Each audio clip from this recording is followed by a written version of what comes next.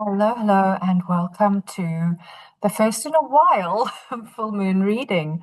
I have been on a kind of accidental, unintentional sabbatical from social media, and I'm really wanting to get back to it. Part of the reason was I'm having terrible internet problems, hence I am doing this forecast at a friend's house where the internet is a bit more reliable and stable. So, I think the last time that I actually did a forecast was for the Virgo new moon, maybe around eclipse season. It was a few months ago. Last full moon was in Aries, which was the beginning of a full moon cycle again, because Aries is the first sign of the zodiac. And this next full moon is in Taurus. So this is our second sort of step around a new zodiacal wheel. So I have set this chart for Port Alfred, South Africa, which is where I live. So remember that if you don't live in South Africa, you quite possibly won't have an Aries rising chart as this one is. So don't worry too much about these pie wedges as you see them here.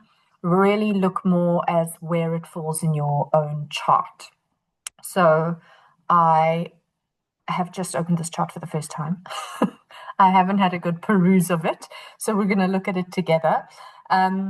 We have a beautiful kite pattern here, which you can see from this grand trine that we have here in, sorry, I'm just trying to move this down a little bit. You can see the grand trine is taking Jupiter at 25 degrees and then the Saturn planets. So although it's actually also using Mars, which is in a fire sign, we'd still probably call this a grand trine in water because it's primarily water, but you can see that the one point is actually not water. And also Black Moon Lilith, which is not a planet, it's a point, it's a sensitive point, which is actually the furthest from the Earth. So the sun at this point is coming to the point that he is currently furthest from the Earth. That's what that is. And you could also incorporate Black Moon Lilith and the archetype of Black Moon Lilith into this, and Phi is in water. So we've got this water grand trine, which forms this big triangle. And then we also have this other little triangle on top, which makes it look like a kite that you can see, which is incorporating Pluto. So we have already for some time been talking about how the outer planets are moving together and they're making one of these kind of triangles together. Here, Pluto is making a sextile to Neptune, is making a sextile to Uranus, which is making a trine back to Pluto. So that, you can see it's not part of this kite that I'm talking about, but that's happening for quite some time. We're going to have these outer planets holding, and we've talked about this. I've talked about this multiple times. I'm sure if you watch any other forecasts, you've heard people talking about this. It's quite a big deal.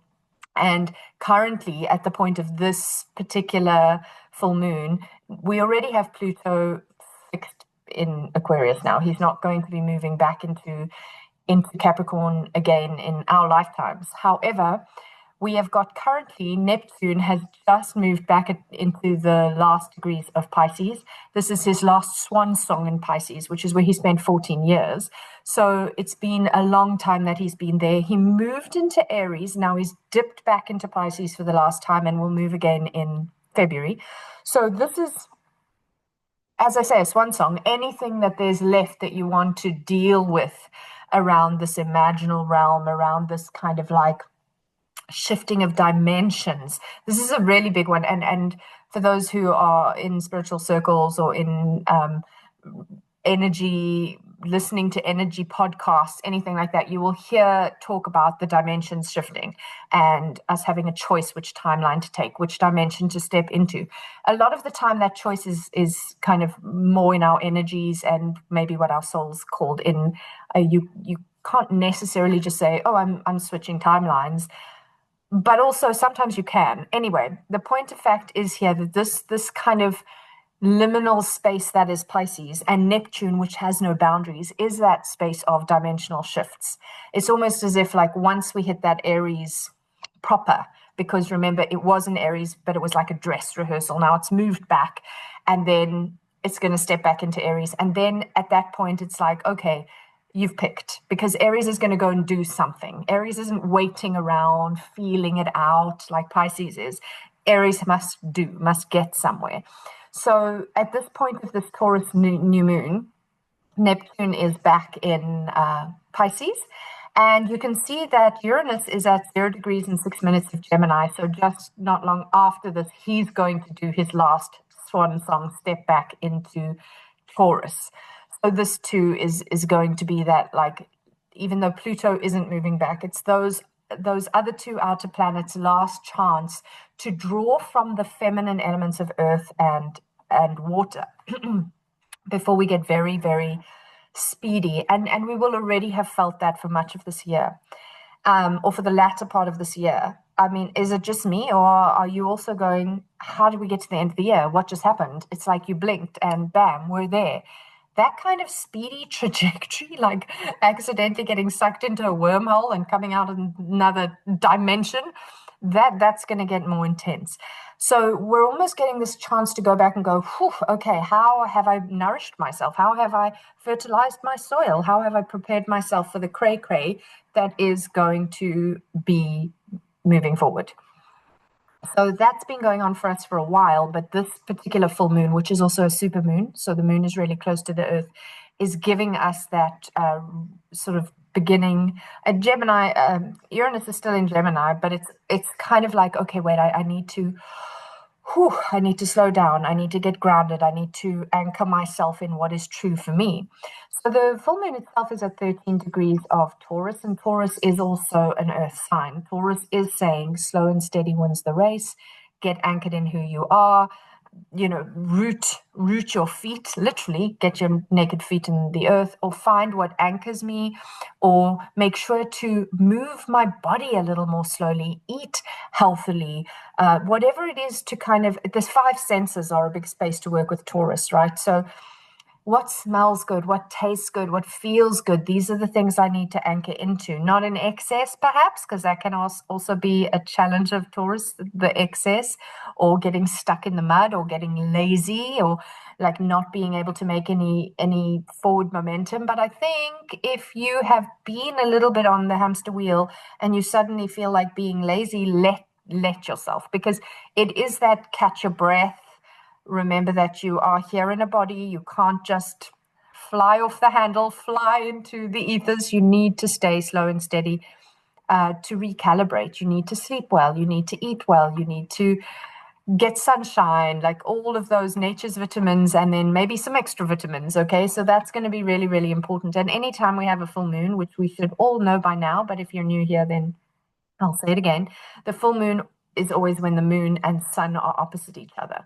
So if we're having full moon in Taurus, the sun is always in Scorpio, and Scorpio brings a level of intensity. It's a water sign. It's always going to bring a level of intensity, focus.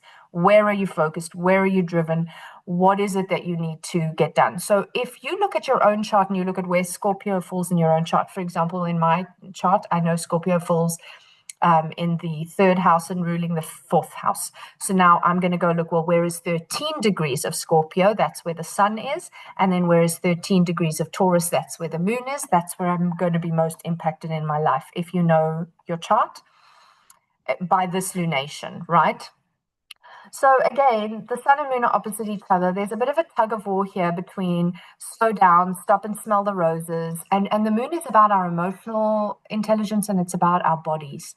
So how do I nourish myself? Slow, steady, sensory, sensual, all of that with the moon. But the sun is like, sometimes you need to drive yourself, Scorpio. Sometimes pain is pleasure. Like Scorpio can be very pointed. It's ruled by Mars. It can be quite intense. Mars has also just switched signs at the time of this. So Mars has been traveling through Scorpio, but he's just moved into Sagittarius. He's less happy in Sagittarius because it's not his sign, like traditionally, because the modern ruler of Scorpio is Pluto, but the traditional ruler is Mars. So he's ready to move a little faster. He was very, very focused for the last little while he was traveling through Scorpio. Now, maybe we can let our hair down a little bit more. And also Mars and Mercury are very close together at this point. Mercury is faster moving than Mars, but he is going to be doing a retrograde. He's not quite retrograde at this point.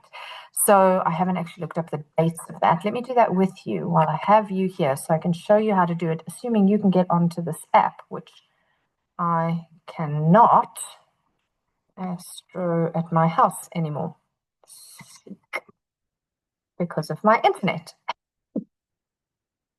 So it's very nice to be able to use this app. Okay, so you go to Astro Tools, you go to Retrograde Planets, you come down here and you look for Mercury. Here's Mercury. So on the 9th of November at 6 degrees, so 1 degree off where he is now, right? At the point of this full moon that we're looking at. He's going to station retrograde and he'll go all the way back to 20 degrees. So let's come back here. So he's like a day off stationing retrograde. Oh, sorry, did I say the date? On the 9th of November. And, oh, sorry, I've got an itchy nose. And this is the 5th of November. So he's a couple of days off. When a planet goes retrograde, it first really slows down. So at this point, Mercury is barely moving. And in a few days, he's actually going to station retrograde. And then he's going to come all the way back to around here where Lilith is. So he's going to cross Mars again. He's already recently crossed Mars. So Mars is how we do things and get things done. And Mercury is what we think about, like the story we tell and how we narrate our life. So what am I thinking and what am I doing? These two aspects, Mercury and Mars, are working together here. They already had an overlap in Scorpio, when Mercury would have gone over Mars in Scorpio. And now Mercury is going to move retrograde back over Mars. And so we do really have this beautiful opportunity, because not every Mercury retrograde is going to have this dynamic with Mars and through two archetypes, Scorpio, the deeply focused, intuitive, psychic even, and emotionally clear kind of sign of Scorpio, and also the generous, spiritual, philosophical sign of Sagittarius. So those are the two archetypes where Mars and Mercury are dancing right now together.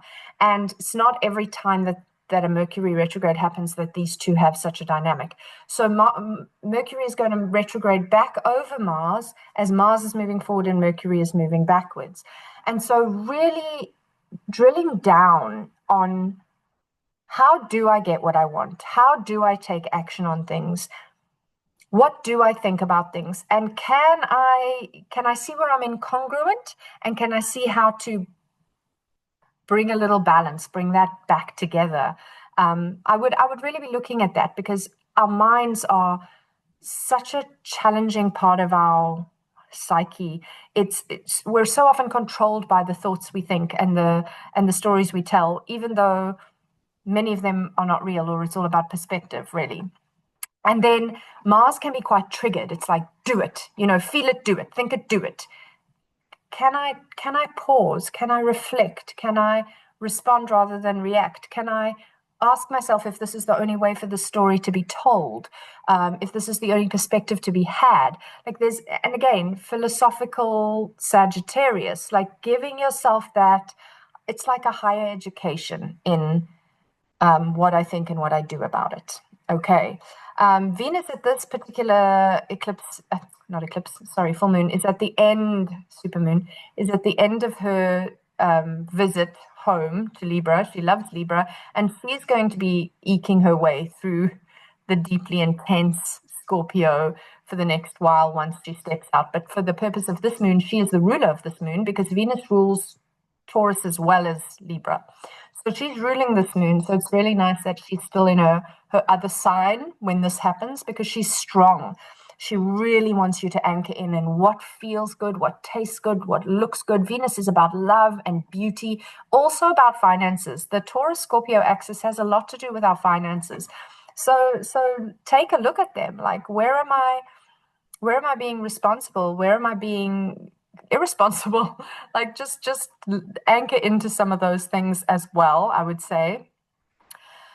Also, I didn't mention Saturn earlier when we were talking about the outer planets, but Saturn and Neptune are still in their dance together, and he also has stepped back into the sign of Pisces. So again, we have this last kind of working through of The Saturn is about rules and regulations and accountability and responsibility and doing the work consistently over time to make a difference. And he's already almost completed his 2.5 year journey through Pisces. And this is that swan song again. Step back into Pisces, make sure that I dotted my I's, crossed my T's, sorted every cupboard that there was to sort and draw and shelf and folded and filed in Pisces.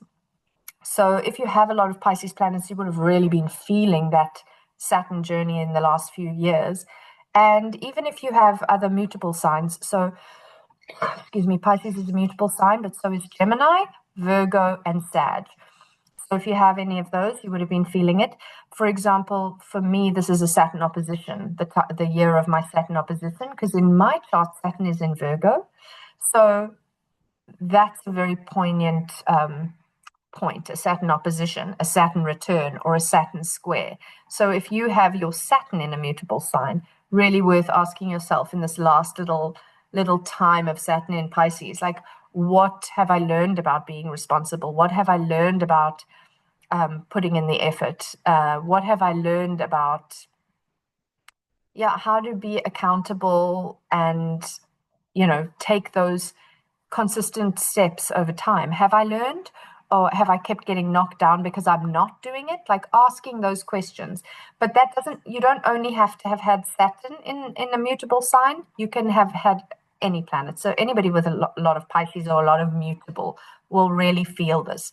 Again, just to use my chart as an example, I have Venus and the Sun in Gemini, so that's mutable. And then I have my Saturn in Virgo, so that's mutable, and Neptune in Sag. So all of my mutable planets would have been impacted at some point by the Saturn journey through Pisces. And I can go back and ask myself some questions. I can think about the planet. Like, the sun is how we shine. So I might say, and in fact, right now, Saturn is basically squaring, because my sun is at 26 degrees of Gemini, and this is at 25 degrees now. So at this point, I can ask, where have I been pushed to be more responsible? Because the sun is kind of me, how I shine. So wherever your sun is in your chart, it's me, how I shine, not me, you. And so this is that opportunity to ask those questions. What have I been pushed to become responsible for? Where have I been pushed to not be?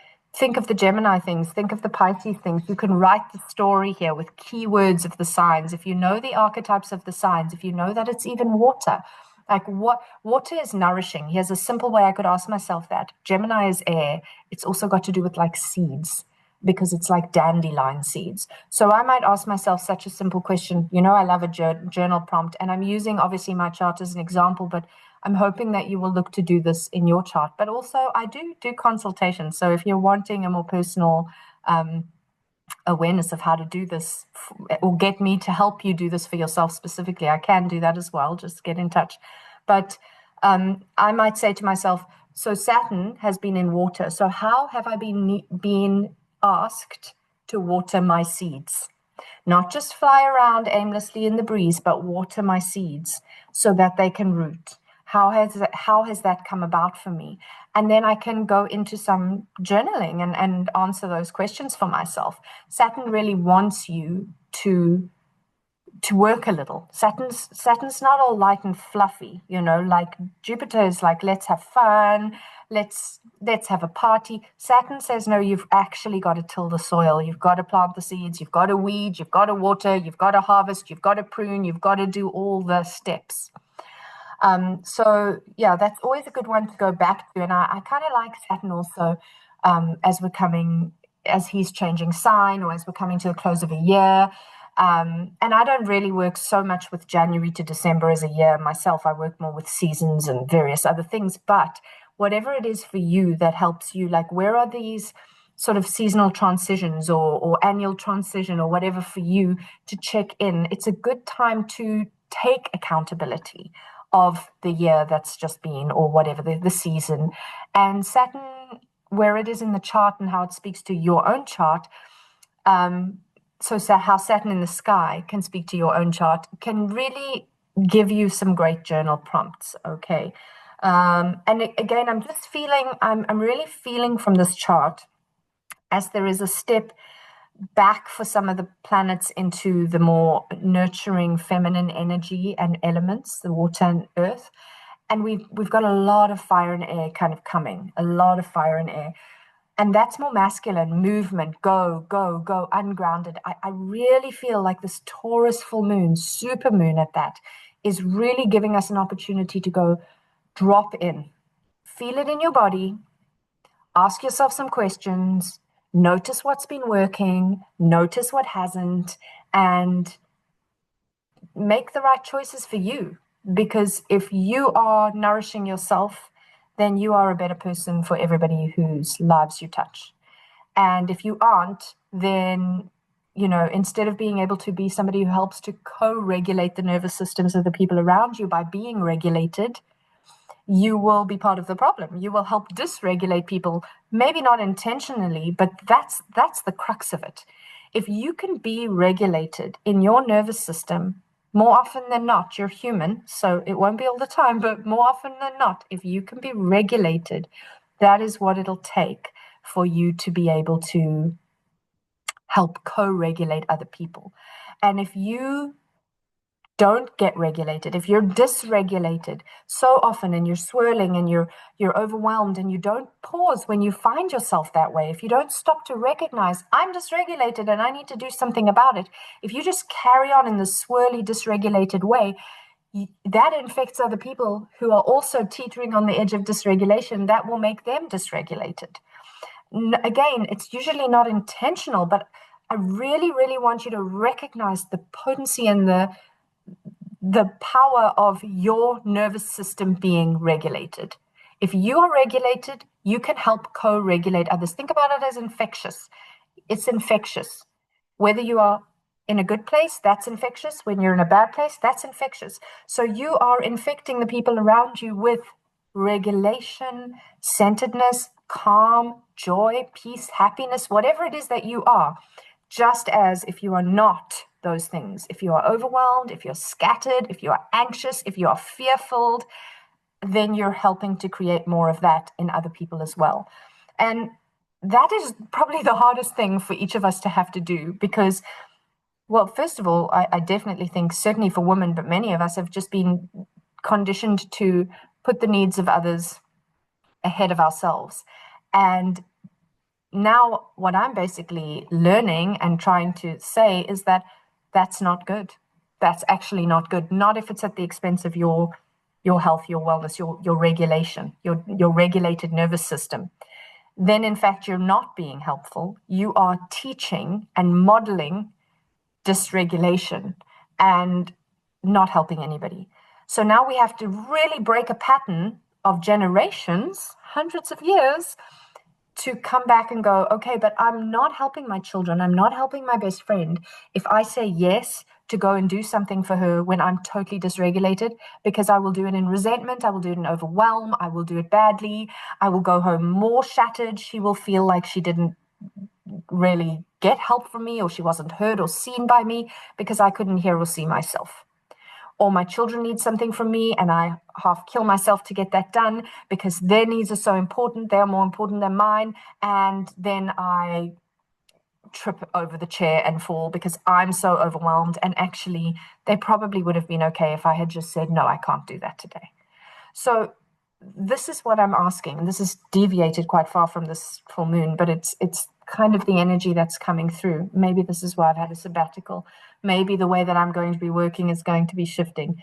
But really for me, the energy of this is a option, an opportunity, an invitation to choose differently.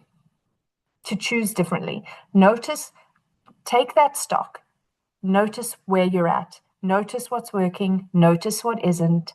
And see if you can do what's best for you, because what's best for you is best for all of us. Okay, thank you for watching. And hopefully I will see you all again in the not too distant future.